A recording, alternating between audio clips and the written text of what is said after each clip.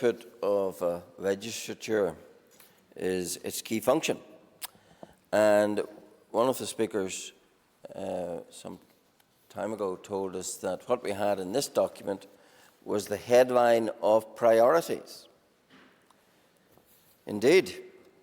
And we find that within the primary office of the Executive, that of the First and Deputy First Minister, the priority, the only priority that's going to make its way towards the statute book, is the language package.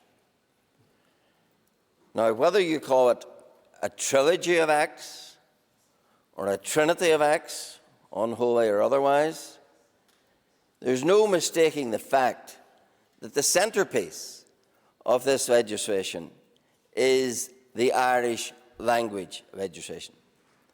The very thing that Mrs. Foster told us would not happen on her watch.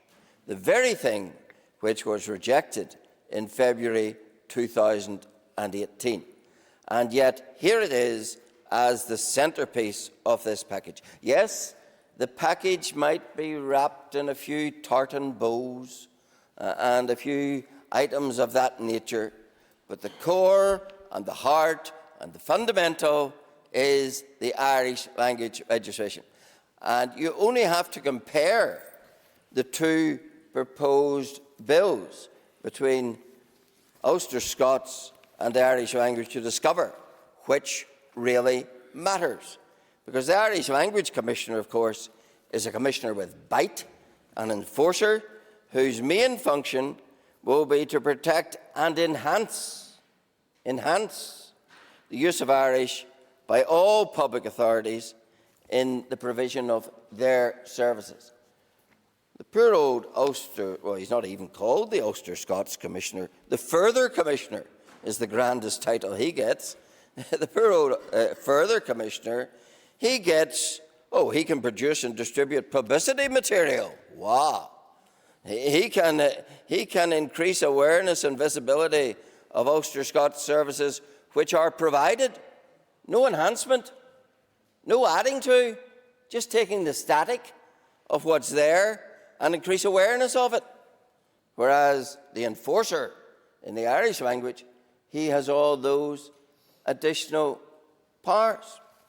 So it is quite clear that it is packaged in this way to try and deceive some of the gullible that it's not really what it is. But of course, as we come to debate it, we will have the opportunity, I hope, to further explore and expose those very issues. And I have one outstanding question for the First Minister. I've been tabling questions about this since the Assembly came back. There seems to be a great diffidence about answering them. I asked a very simple question.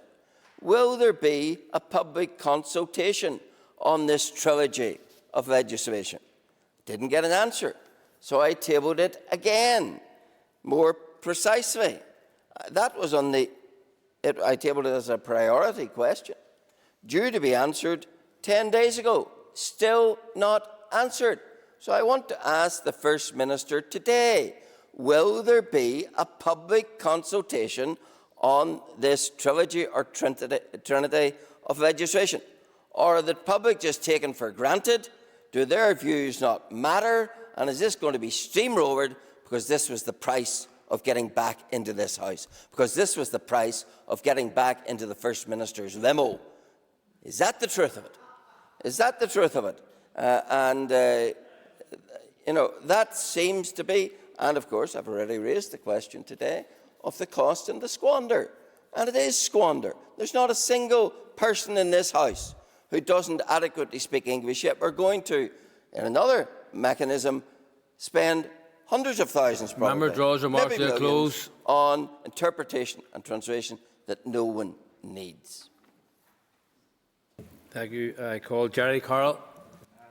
Speaker, I begin by saying there are some things to be welcomed in this legislative programme. What I do